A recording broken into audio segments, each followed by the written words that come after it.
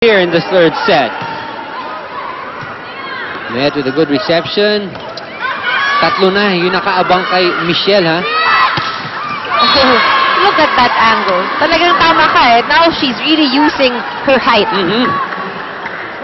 And wala nang nasasalat eh, no? Itong mga blockers ng Philippine Army. And mukhang dito sa rotation na to nahihirapan ang Philippine Army kasi basang-basa. They only have 2 spikers in Ging Balse. Oh, mahaba. We're getting errors pa like that. Now, you know, at this point, the Philippine Army has only scored 5 attack points as compared to already 10 of the Vietso Petro squad. All right, Tina Salak is giving the play out. Torres will set up Michelle again. She gets blocked.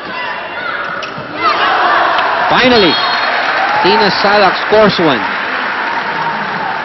And yun ang importante, nakaikot sila. Now we have 3 attackers back in the front row. Axel, the official outfitter of the Shakey's V-League.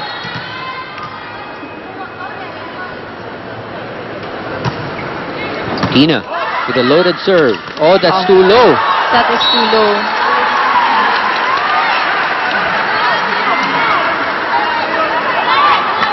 Baba ng set. 10 to 18. It's a mountain to climb, but it is not impossible. Oh, and Salak with much force on that serve. Oh, may karga. May karga yung And serve. kita mo yung float, no? Yung pagdaan ng Lumiliko-liko. bola, lumiliko-liko. Zumizigzag. Ganda. Salak, different target. You know what gets the receivers of Vietnam is the fact na nakikita mo yung variation dun sa tina-target ng mga server ng Lady Troopers. So it's just, it's hard to read. Look at Tina. Ang ngayon naman, short serve naman. Parang ano lang yan. Tina's just giving us lessons on the many ways you can serve. These are the different targets that you can That's right, serve. that's right. And making sure that the defense or the reception cannot, you know, prepare themselves because it could go anywhere. Torres with a good reception of her own. Ging Balse gets blocked by Nastia. Oh, another block there. Oh, Ging. Not over. 4 touches on the Army. Mahirap si Ging pagka ganon. Pag malayo yung bola sa net. Because she's used pag center spiker kasi sanay ka sa harap mo Harap mo kinukuha yung bola. Hirap siya pagka nasa ilalim siya ng bola. Nice defense by Katia. Torres is right there.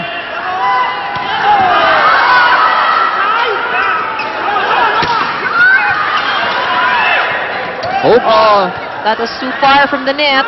Bumuka yung set, no? How can you block that? And itong si Nastia right now, she's the one really delivering the points Yes, for yes. Vietso Petro. Take a look at that attack again from Nastia. Hirap naman talaga. You know, a lot of people are actually asking online, ano, bakit wala pa si Nene Bautista, and here she is. Ito yung mahirap din, you have a star-studded lineup with all the best players from the different teams. Nene gets the point. Instant point for Nene Bautista. Kahit malamig pa yan, you can see that, look at this again, look at this attempt. Avoiding the blockers, hitting the corner. 13 to 21. Ging Balse with another strong serve. Oh, good dig there from Torres.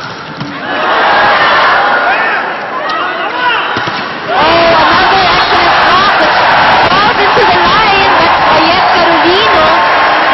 Ganda ng block ni Mayet. Yung timing niya is just superb. Let's take a look at that again. Nastia going for the approach. Itong si Mayet hindi dinaan sa taas ng talon. Binasa lang talaga yung timing.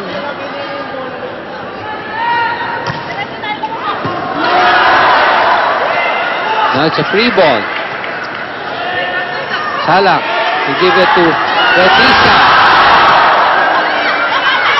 Oh, walang bumlak. Walang pa. Kung kailan malapit, walang bumlak. It was, well, it seemed so easy for Nastia.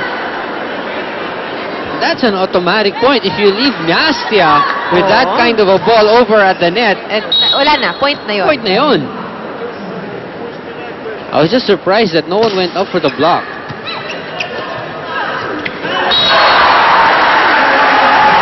Juan Bunag, I don't know how she found a way to squeeze that through, no? Whatever it is, it's still working. I know, for Joan it does.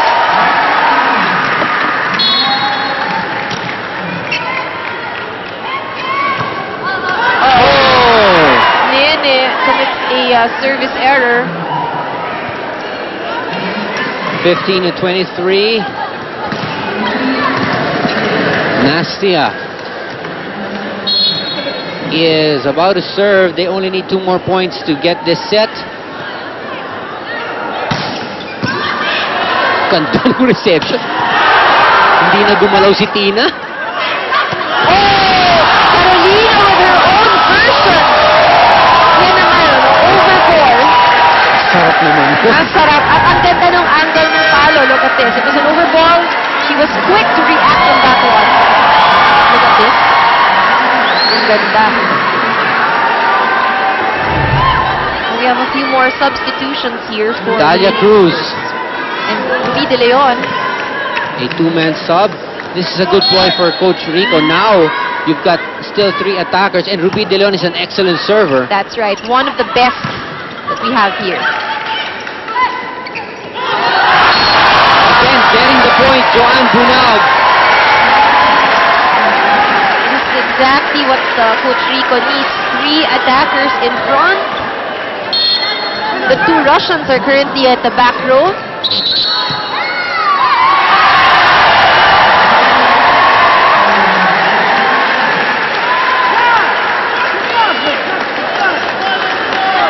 Oh yeah, there's a positional error dun sa rotation nila, no? And the second referee, Lumer Pajarillo, was really eyeing that. Look at this, Ruby De Leon. Like the timeout right now. It's just a 4-point lead. Habol. Itong Philippine Army. Let's look at this serve from Ruby De Leon. We told you she was an excellent server. And ngayon, no, kita mo. Poor reception right there. There you go. Point going to the Philippine Army. Now the lead only 4 points after Ruby De Leon and Dalia Cruz were put in. Ooh, Ruby that was able number to get. 9. Tam. Ruby wasn't able to get that one.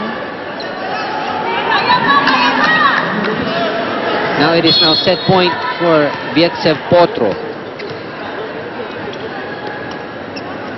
Nguyen is serving to Ging Balze. Good running attack. De Leon and Bunag. Kanina ba si Joan? I'm just so amazed at how she does it. And you know, she really is having a good game today. At ang maganda dito sa lineup ng Philippine Army, kahit sinong hugutin mo from the bench will really deliver. Oh, service ace from Joan Bunag. They're keeping things. 21 to 24 now, a 3-point lead. Lumumang yan ng 8. Now it's down to 3. And this is how they make the game exciting. I know, and Joan Bunag needs to serve it out all the way.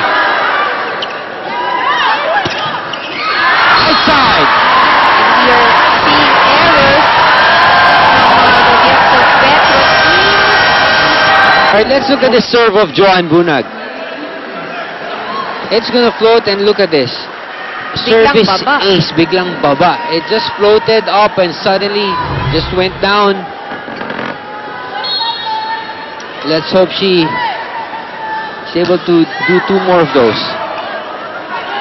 Oh, they go to the outside hitter. Oh, that's outside. That ended it. Dalia Cruz, last touch on that play.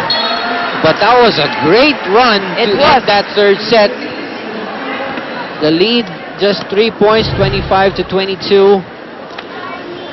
as we take a look at our winning play, giving the Vietso Petro squad the third set, the much-needed win. Ayun, Dalia Cruz had her hand on it, but the ball going outside. Hang on, folks. A very, very crucial fourth set is up ahead.